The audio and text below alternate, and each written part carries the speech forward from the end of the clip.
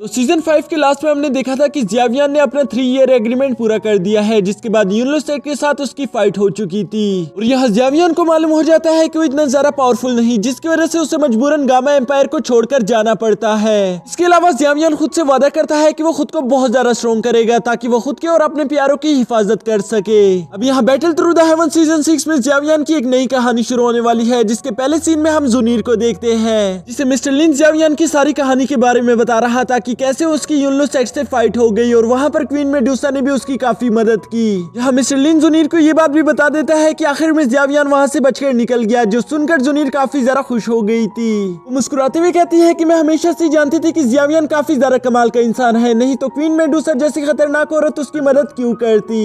ये सुनकर मिस्टर लिन कहता है कि हाँ, तुमने एक बात तो बिल्कुल सही कही कि क्वीन मेडुसा की चॉइस बिल्कुल भी बुरी नहीं है। उसने जियावियान की मदद करके काफी अच्छा काम किया, लेकिन अभी मुझे लगता है कि जुनीर तुम्हें यहाँ से निकल जाना चाहिए, क्योंकि जियाओ फैमिली की हालत काफी ज्यादा खराब है और हो सकता है कि जियाओ फैमिली के दुश्मन यहाँ आकर तुम पर भी अटैक कर दे। जिस पर जुनीर उससे कहती है कि क्या तुम्हें मालूम है कि इस वक्त जियावियान कहाँ पर है। ये सुनकर मिस्टर लिन जुनीर को बताता है कि मेरे अंदाजे के मुताबिक इस वक्त वो रेगिस्तान में होगा और हो सकता है कि वो कैनन एकेडमी की तरफ बढ़ रहा हो। ये बात सुनती ही जुनीर के चेहरे पर एक छोटी सी मुस्कान आ गई थी, जो कि मिस्टर लिन से कहती है फिर तो मैं उसका यहीं पर रुककर इंतजार करूंगी। तुम्हें मेरे लिए ज्यादा फिक्र करने की कोई जरूरत नहीं, बल्कि मैं चाहती हूँ कि एकेडमी के बाहर तुम अपने लिए कोई जगह ढूंढ लो जहाँ पर रुककर तुम थोड़ी देर आराम कर सको। मिस्टर लिन जुनीर की ये सारी बातें सुनकर कहता है ठीक है, जैसा आपका हुक्म, मैं एकेडमी के बाहर रुककर आपका इंतजार करूंगा और आपको जब भी मेरी जरूरत पड़े बस आप मुझे हुक्म दे देना।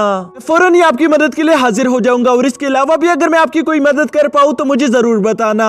यहाँ मिस्टर लिन से ये सारी बातें करने के बाद हम देखते हैं कि जुनीर काफी ज्यादा खुश दिखाई दे रही थी और वो यूं ही हंसते मुस्कुराते हुए पहाड़ी से नीचे जा रही थी। अभी रास्ते में जुनीर का सीनियर बाइशन उसे वहाँ पर देख लेता है, जो कि उसे देखकर खुश होते हुए कहता है कि जुनीर तुम यहाँ पर क्या कर रही हो। यहाँ बाइशन दिल ही दिल में जुनीर से प्यार करता था और वो चाहता था कि मैं जुनीर से कुछ देर रुककर बात कर सकूं, लेकिन जुनीर उसे कम्प्लीटली इग्नोर करके अपनी सीनियर सिस्टर की तरफ चली जाती है। उसकी सीनियर सिस्टर उसे वहाँ पर देखकर कहती है तो अच्छा तुम यहाँ पर हो, मैंने तुम्हें कहाँ नहीं ढूंढा। जुनीर से कहती है कि तुम्हें अच्छे से मालूम है कि यहाँ एकेडमी का 15 दिन में एडवांस कंपटीशन होने वाला है और मैं चाहती हूँ कि तुम भी उसमें हिस्सा लो। मुझे वैसे भी ये बात जानकर काफी ज्यादा हैरानी हो रही थी कि लास्ट टाइम तुमने इस कंपटीशन में हिस्सा नहीं लिया था, जबकि तुम इस कंपटीशन को जीत सकती थी। सुनकर जुनीर कहती है पिछले साल मैं कुछ ज्यादा ही न्यू कमर थी और मैं नहीं चाहती थी कि मैं इस तरह से अपने सीनियर्स के साथ कंपटीशन करूं, क्योंकि मुझे उम्मीद भी नहीं थी कि मैं तुम लोगों से जीत सकती हूँ। आप लोग बहुत ज्यादा कमाल के हो। ये सुनकर उसके सीनियर सिस्टर गुस्सा हो गई थी और वो उस पर भड़कते हुए कहती है कि तुमने मुझे बेवकूफ समझा है क्या। मैं अच्छे से जानती हूँ कि तुम उस कंपटीशन में हिस्सा इसलिए नहीं ले रही ताकि तुम जियावियान का इंतजार कर सको। पता नहीं वो बेवकूफ पिछले 2 साल से वैसे भी एकेडमी नहीं आया और अब तो ऐसा कहा जा रहा है कि पिछले 2 साल से उसे किसी ने नहीं देखा। पता नहीं वो वापस लौट कर आएगा भी या नहीं।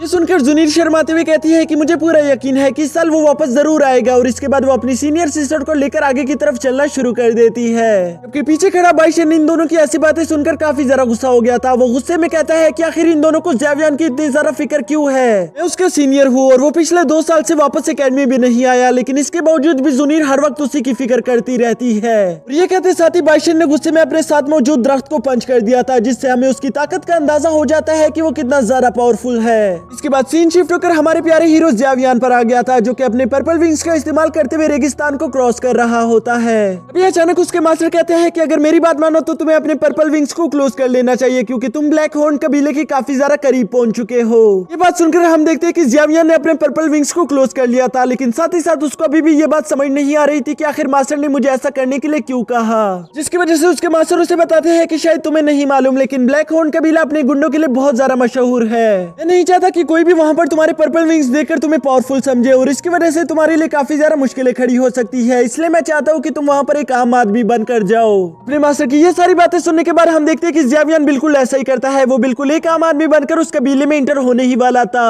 अभी अचानक हम देखते हैं कि जियावियान पर किसी ने वार्निंग के तौर पर एक एरो शूट कर दिया था, जिसे देखकर जियावियान थोड़ी देर के लिए पीछे हट जाता है। लेकिन इसके बावजूद भी जियावियान डरता नहीं, बल्कि वो ऊंची आवाज में कहता है कि मैं एक मुसाफिर हूँ जो कि यहाँ से गुजर रहा था। फिर मैंने आपका ये कबीला देखा तो मेरे दिमाग में आइडिया आया कि क्यों ना यहाँ पर रुकर अपने रास्ते का सामान खरीद लूं। अगर आप लोगों की इजाजत हो तो मैं ऐसा कर सकता हूँ। यहाँ जियावियान का ये सवाल सुनकर वहाँ पर अचानक से एक टकला निकलकर बाहर आ गया था, जो कि जियावियान को देखकर कहता है तो तुम यहाँ पर पहली दफा आए हो, इसीलिए शायद तुम्हें मालूम नहीं, लेकिन यहाँ पर इंटर होने से पहले तुम्हें 500 गोल्ड कॉइंस देने होंगे, वरना उसके बगैर हम तुम्हें यहाँ अंदर जाने नहीं दे सकते।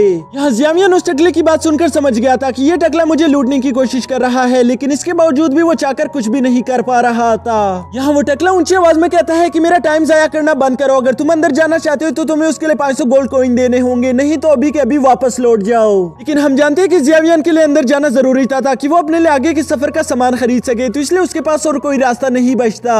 वो अपने पास से 500 गोल्ड कॉइन निकालकर उस टकले को पकड़ा देता है, जिसके बाद हम देखते हैं कि उस टकले ने भी ज़ियावियन के लिए मेन गेट को ओपन करवा दिया था।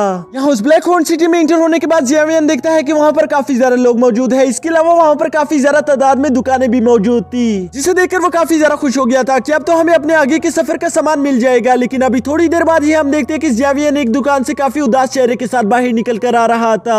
वो अपने मास्टर से कहता है कि मैंने यहाँ पर चारों तरफ मैप्स ढूंढ लिए, लेकिन यहाँ पर कोई भी दुकान मैप्स नहीं बेच रही, अब बताए कि हम क्या करें। जिस पर उसके मास्टर कहते हैं कि तुम्हें हार मानने की कोई जरूरत नहीं, क्योंकि मुझे अच्छे से मालूम है कि यहाँ पर हमें कहीं ना कहीं कोई ना कोई मैप तो जरूर मिल जाएगा। सुनने के बाद ज़ियावियन में फिर से थोड़ा सा कॉन्फिडेंस आ गया था और वो दोबारा से मैप्स को ढूंढना शुरू कर देता है। तभी ढूंढते ढूंढते अचानक से वो एक अजीब सी जगह पर पहुंच गए थे, जहाँ ज़ियावियन देखता है कि ब्लैक होर्न कबीले के कुछ गुंडे मिलकर एक व्यापारी को लूटने की कोशिश कर रहे थे। वो उससे कहते हैं कि तुम्हारे पास जो भी है निकाल कर हमें दे दो। वो व्यापारी काफी ज्यादा डरा हुआ लग रहा था, जिसे देखकर ज़ियावियन पहले तो उसकी मदद करने की सोचता है, लेकिन फिर उसे ख्याल आता है कि मुझे इन लोगों से पंगा नहीं लेना चाहिए, और इसलिए वो उन लोगों से कहता है कि मैंने यहाँ पर कुछ नहीं देखा, इसलिए मैं यहाँ से जा रहा हूँ। और ये कहते साथ ही ज़ियावियन वहाँ से पलटकर जाने ही वाला था कि तभी उन गुंडों का लीडर अपने एक बंदे को इशारा करके कहता है कि जल्दी उसे जाकर रोक दो, इससे पहले कि वो यहाँ से जाकर किसी को हमारे बारे में बता दे। अपने मास्टर की तरफ से इशारा मिलती है हम देखते हैं कि वहाँ पर एक गुंडा ज़ियावियन के सामने आ गया था, जो उससे कहता है कि तुम्हारी किस्मत आज बहुत ज्यादा खराब है, क्योंकि हम यहाँ पर तुम्हें यूं ही जाने नहीं दे सकते, इसलिए तुम्हारे पास जो कुछ भी मौजूद है जल्द से जल्द निकाल कर हमारे हवाले कर दो। जिस पर ज़ियावियन उससे कहता है कि अगर ना किया तो तुम क्या कर लोगे। ये सुनकर तो उस गुंडे को काफी ज्यादा गुस्सा आ गया था, जिसकी वजह से वो फौरन ही उस पर अपनी तलवार से अटैक कर देता है। लेकिन हम देखते हैं कि ज़ियावियन ने बड़ी तेजी के साथ उसे डॉज करते हुए पीछे जंप कर दिया था, जहाँ वो बड़ी तेजी के साथ अपनी हैवी स्वॉर्ड निकालकर उस गुंडे पर अटैक कर देता है। ये देखकर बाकी के गुंडों ने भी ज़ियावियन पर अटैक करना शुरू कर दिया था। ज़ियावियन यहाँ पर बहुत ही ज्यादा कूल तरीके से इन गुंडों के सारे अटैक्स को डॉज कर रहा था, जिसके बाद वो अपने हैवी स्वॉर्ड से इन पर लगातार कुछ स्लैश अटैक्स कर देता है।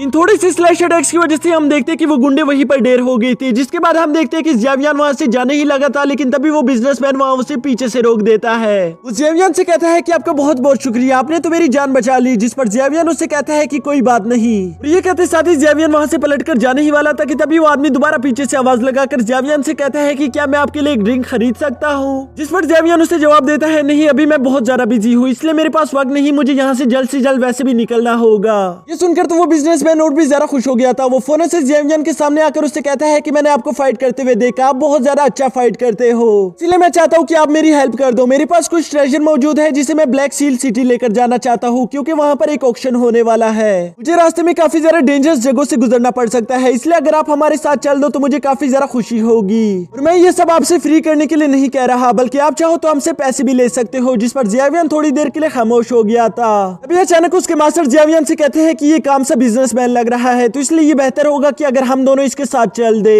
वैसे भी हमारे पास यहाँ पर कोई मैप मौजूद नहीं, तो इन लोगों के साथ चलना सबसे ज्यादा बेहतर है। जो सुनकर ज़ियावियन उसको हाँ कर देता है। ये सुनकर वो बिजनेसमैन काफी ज्यादा खुश हो गया था। वो फौरन से ज़ियावियन के साथ हाथ मिलाते हुए कहता है कि मेरा नाम है थॉमस और मेरा करवा आपका इंतजार कर रहा है। इसके साथ ही हमारा ये एपिसोड भी खत्म हो जाता है।